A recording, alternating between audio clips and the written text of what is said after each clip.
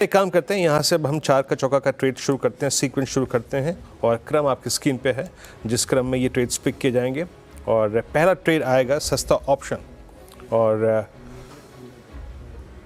शिल्पा जी के पास हमेशा ये जो है ना पद रहता है सस्ता ऑप्शन का। आज का सस्ता ऑप्शन भी वही देंगे। उसके बाद आएगा राजेश पालवे जी, आज का एफएनओ सुपरस्टार वो पिक करेंगे। उसके बाद प्रकाश गावस्कर पिक करेंगे आज का 4 का चमत्कार, और आज की मिड कैप फंडा कॉल शरद जी। शिल्पा जी क्या पिक कर रही हैं आप? हाँ जी वीरेंद्र जी, यहाँ पे भेल पे बीएचएल पे थोड़ा ध्यान है। 230 232 बैंड पे किसका अच्छा खासा सपोर्ट है। यहाँ पे मुझे लगता है 240 टू 245 इसके नेक्स्ट टारगेट्स होने चाहिए। तो यहाँ पे 240 का कॉल ऑप्शन जो रफली 5 रुपए 80 पैसे 6 रुपए के अराउंड ट्रेड कर रहा है, आप इसमें पार्टिसिपेट कर सकते हैं। स्टॉप लॉस यहाँ पे 2 रुपए का मेंटेन कीजिए। पहला टारगेट 9 का है, अगर सस्टेन होता है तो 12 से 15 भी जा सकते हैं। बेल यहाँ पे अगर ब्रेकआउट देता है तो इनफैक्ट यहाँ पे 255 से 260 भी इसके एक्सटेंडेड टारगेट्स हो सकते हैं। ओके, भेल की अक्टूबर की 240 की स्ट्राइक बाय करनी है आपको। चलते हैं राजेश पालवे जी के पास आज का एफएनओ सुपरस्टार पिक करने के लिए। राजेश जी क्या पिक कर रहे हैं आप?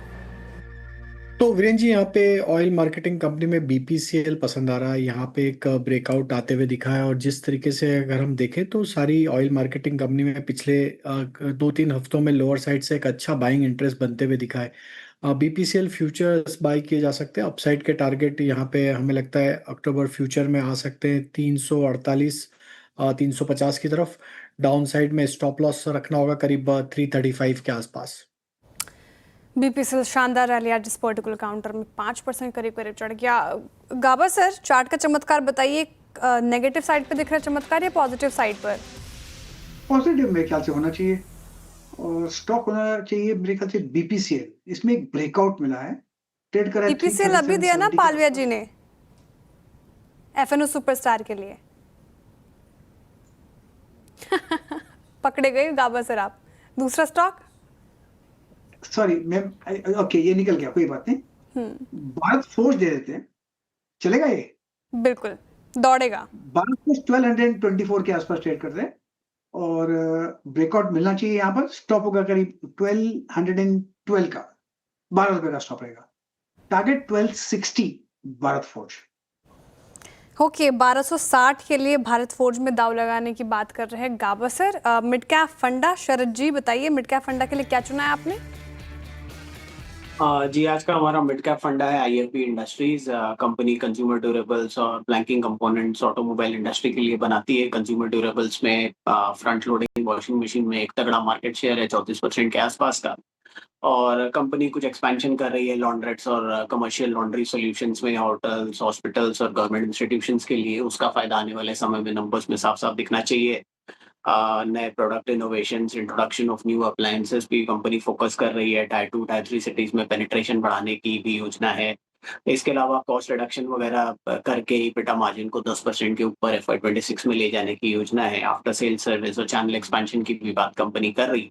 तो हमें लगता है ये सब के फलस्वरूप काफी इंप्रूवमेंट आने वाले समय में नंबर्स में दिखना चाहिए, और अगले से एक साल में हमें लगता है कंपनी 55-50 रुपए के आसपास की अर्निंग्स डिक्लेयर कर देगी।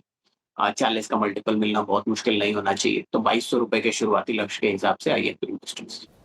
ओके, आईएफबी इंडस्ट्रीज अच्छा लग रहा है, ठीक है। अब एक रिकैप आपके लिए। 4 का चौका की शुरुआत की हमने शिल्पा जी के साथ। सस्ता ऑप्शन उन्होंने चुना बीएचईएल को, और ये कह रही हैं कि 240 के कॉल ऑप्शन में आप खरीदारी कर सकते हैं। 15 तक के टारगेट एक्सपेक्टेड, 2 का आपको स्टॉप लॉस मेंटेन करना है। फिर पालवे जी ने बीपीसीएल में दाव लगाने को कहा, एफएनओ सुपरस्टार के लिए फ्यूचर्स में खरीदारी कराए। 350 तक के टारगेट देख रहे वो, 335 का आपको स्टॉप लॉस मेंटेन करना है। गाबा सर ने बड़ी मुश्किल से ढूंढा भारत फोर्ज, पहले बीपीसीएल उनको भी पसंद आ रहा था। 1260 तक के टारगेट देख रहे वो, 1212 का स्टॉप लॉस मेंटेन करना है।